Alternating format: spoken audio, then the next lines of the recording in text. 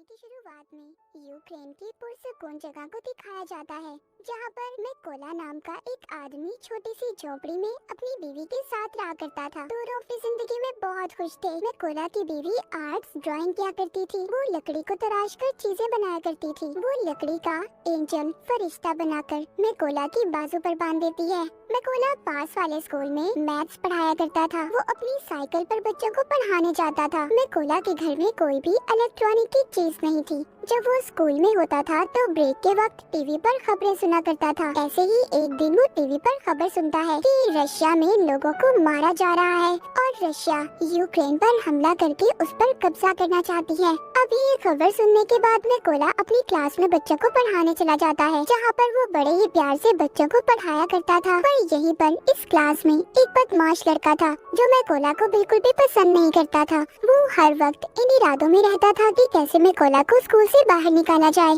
पर उसने कभी भी उस लड़के की हरकतों पर गुस्सा नहीं किया था। एक दिन मैकोला जब स्कूल पढ़ाने जा रहा था, तभी रास्ते में कुछ सोल्जर्स फौजियों को देखता है, जिन पर ये ज्यादा ध्यान तो नहीं देता और स्कूल चला जाता है। पर जैसे ही ये स्कूल आता है तो देखता है सारा स्कूल खाली था। तभी ये टीवी पर खबर सुनता है कि रशियन आर्मी यूक्रेन में घुस चुकी है और यहाँ पर कब्जा करना चाहती है। अब मैकोला को समझ आती है जो इसने रास्ते में फौजी देखे थे वो रशिया के थे। पूरे मामले को देखते ही ये फौरन से अपने घर की तरफ भागता है, क्योंकि उसकी बीवी घर पर अकेली थी। मगर अब बहुत देर हो चुकी थी। जब ये घर पहुँचता है तो देखता है रशियन फौजी उसकी बीवी को मार रहे थे और जब मैकोला अपनी बीवी को बचाने की कोशिश करता है, फौजी उसे भी पकड़कर मारने लगते हैं। मैकोला उनसे कहता है, प्लीज मेरी बीवी को मत मारो, वो माँ बनने वाली है। पर वो कुछ भी नहीं सुनते और उसके घर को आग लगाकर जाने लगते हैं। अपने घर को जलता देखकर उसकी बीवी जैसे ही उठकर उन फौजियों पर पत्थर मारने लगती है तो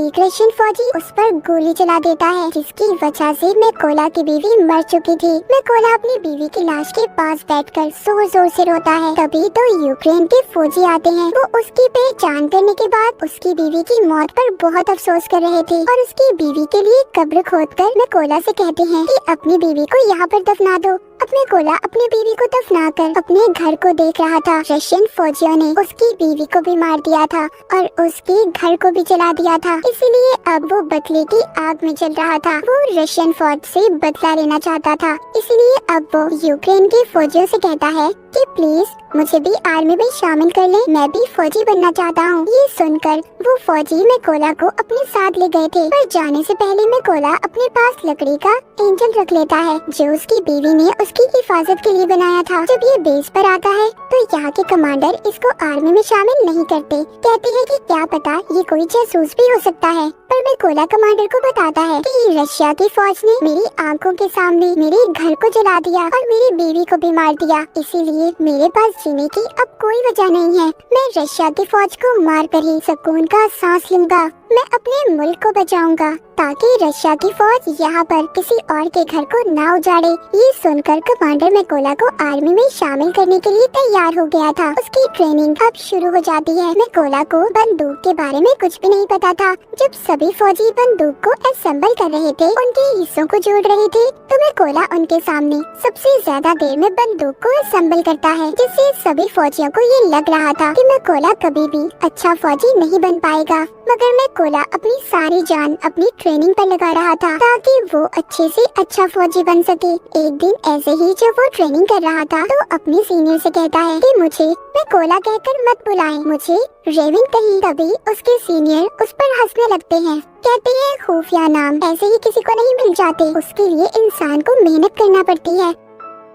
अब मैकोला पूरी जान से ट्रेनिंग कर रहा था। रात को जब सभी सिपाही सो रहे होते थे तो तब भी मैकोला अपनी प्रैक्टिस करता रहता था। एक दिन उनका कमांडर सबसे कहता है कि हमारे पास स्नाइपर निशानेबाज की कमी है। कौन है जो तुम में से स्नाइपर बनना चाहता है? इनमें से बहुत कम लोग थे जो अपना हाथ ऊपर करते हैं। इन्हीं में से मैकोला भी था जो अपना हाथ ऊपर करता है। सभी उसे देखकर हंस रहे थे। कमांडर उसे कहता है, तुम्हें तो बंदूक भी सही तरह से असेंबल नहीं करने आती, तो तुम क्या स्नाइपर बनोगे? मैकोला कहता है, मैं एक अच्छा स्नाइपर बन सकता हूँ, आप मेरा कोई भी टेस्ट ले सकते हो। कमांडर उसको टेस्ट लेते हुए कहता है कि तुम्हें सिर्फ 20 सेकंड में इस बंदूक को असेंबल करना होगा। अब मैकोला अपनी आंखों पर पट्टी बांधकर बंदूक को जोड़ना शुरू करता है और सिर्फ 18 सेकंड में उसने बंदूक को असेंबल कर दिया था। ये देखकर सभी हैरान हो गए थे। जो लोग पहले इस पर हंस रहे थे वो अब इसके लिए तालियां बजा रहे थे। इसके बाद मैकोला की स्नाइपर की ट्रेनिंग शुरू हो गई थी। वो जी जान लगाकर स्नाइपर की ट्रेनिंग कर रहा था। वो दिन भी आ गया था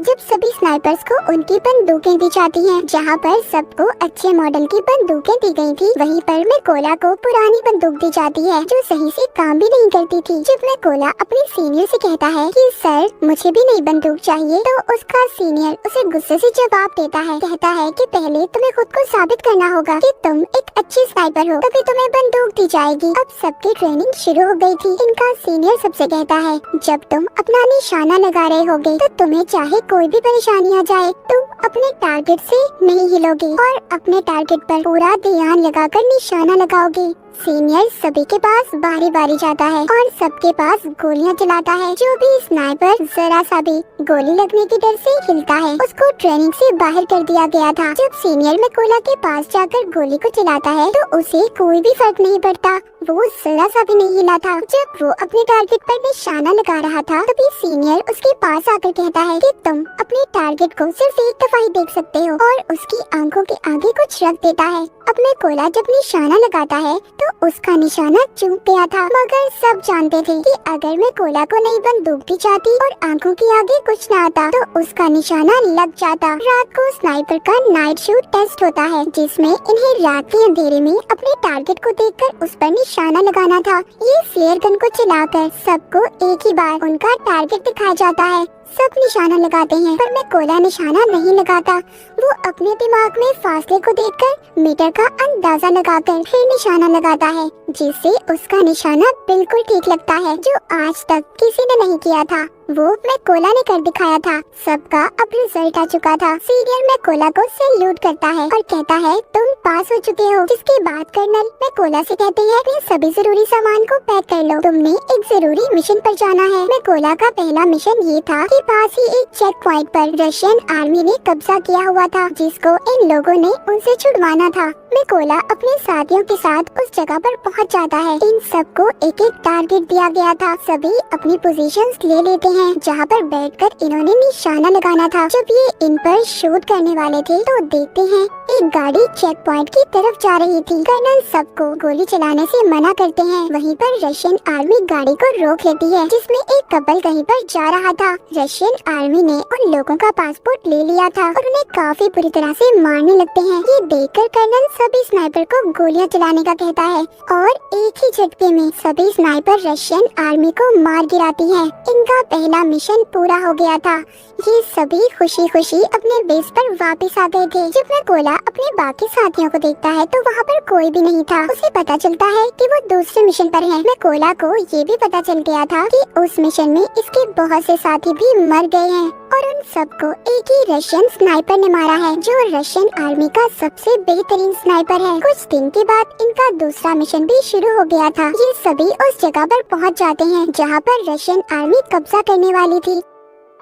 सबसे पहले मैकोला हर जगह पर अपने साथियों के साथ बॉम्ब लगा देता है और फिर घास में छुपकर रशियन आर्मी का इंतजार करने लगता है। कुछ वक्त के बाद रशियन आर्मी उधर आने लगी थी। तभी मैकोला देखता है उन रशियन फौजियों में मैकोला का एक स्टूडेंट भी था, जो स्कूल में इसे परेशान किया करता था।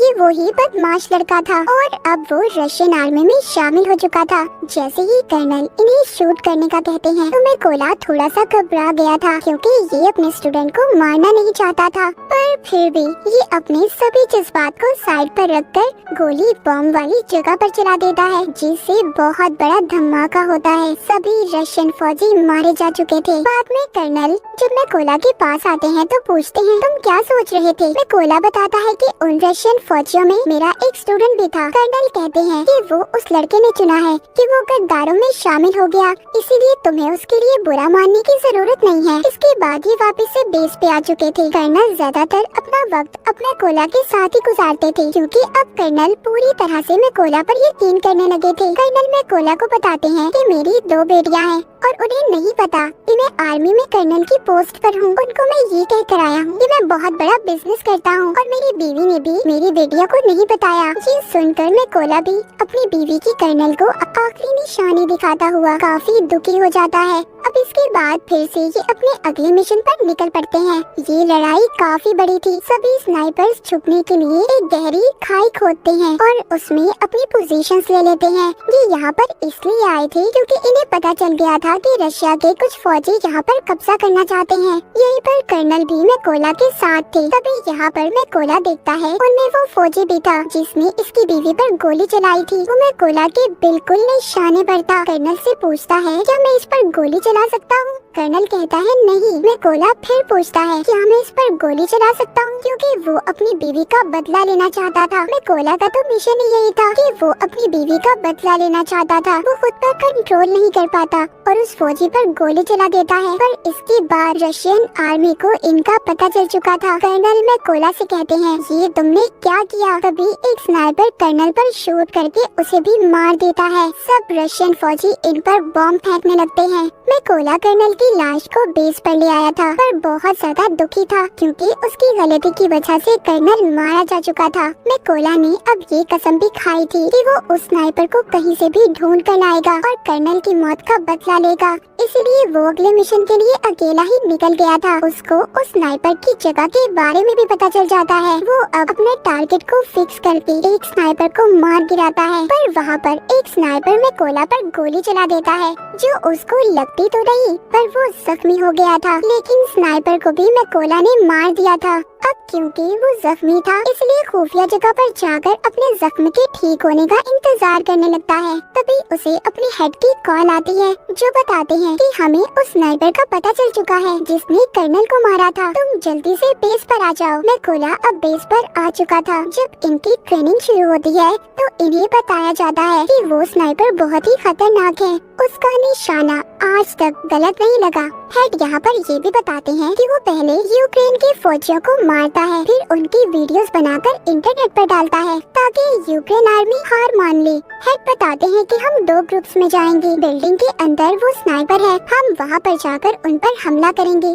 तभी मौके का फायदा उठाकर मैकोला उस स्नाइपर को मार देगा। प्लान बन जाने के बाद ये सब लोग ऐसा ही करते हैं। सभी उस जगह पर जाकर अपनी अपनी पोजीशंस ले लेते हैं और ये रशियन का ध्यान भटकाने में कामयाब हो जाते हैं। और मैकोला इसी बात का फायदा उठाकर अंदर जाकर रशियन स्नाइपर को मार देता है। मैकोला अपने साथियों से कहता है कि मेरा रास्ता साफ कर दो। ये सुनकर सभी मैकोला के साथी रशियन आर्मी पर गोलियां चलाकर उन्हें मार देते हैं। अब अंदर जो स्नाइपर छुपकर बैठा था जिसको मैकोला मारने आया था वो सोचता है कि कोई भी फौजी उसकी बात का जवाब नहीं दे रहा। जब ये ऊपर छत पर चेक करने जाता है तो वहाँ पर जो रशियन स्नाइपर था वो मर चुका था। ये देखकर वो वापस से अपनी पोजीशन पर आ जाता है। जब वो सामने मैकोला की बीवी का बनाया हुआ एंजल देखता है तभी मैकोला ऊपर से छलांग लगाकर उस स्नाइपर को मार देता है। जब दूसरे स्नाइपर को थोड़ी आवाज आती है तभी मैकोला उसके पास भी एक बॉम्ब फेंकता है और उस स्नाइपर का काम भी तमाम हो चुका था। लेकिन यहाँ पर हम देखते हैं जब वो स्नाइपर छत पर चेक करने गया था तो उसने फोन करके रशियन आर्मी को बुला लिया था।